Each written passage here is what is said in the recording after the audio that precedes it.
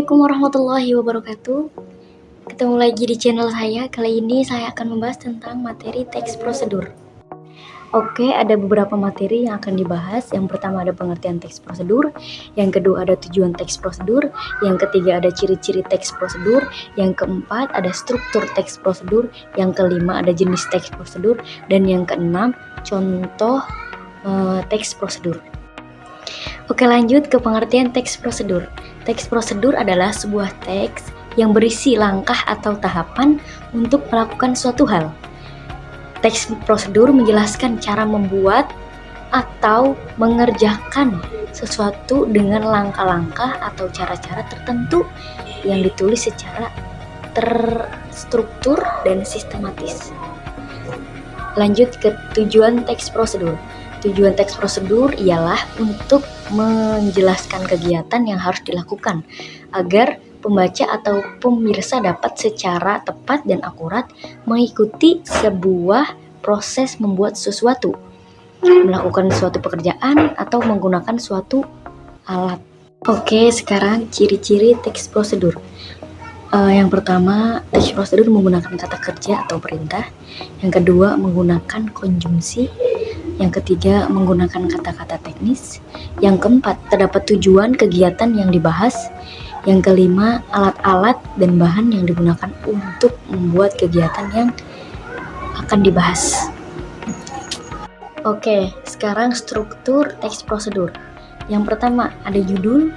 Yang kedua, ada tujuan. Yang ketiga, bahan dan alat pastinya.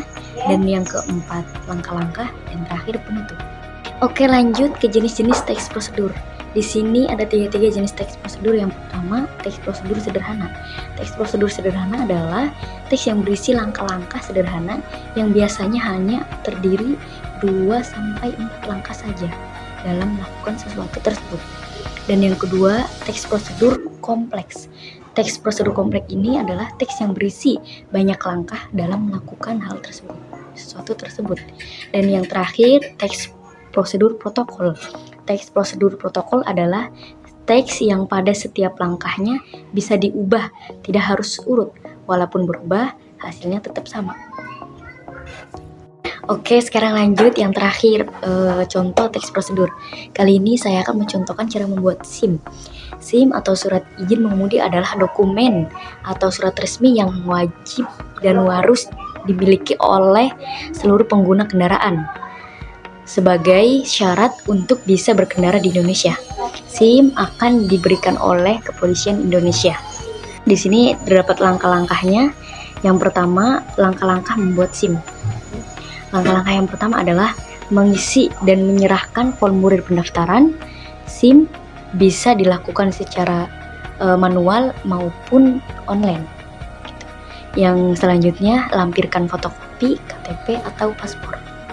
Yang ketiga, lampirkan pula fotokopi atau sertifikat pendidikan atau pelatihan mengemudi.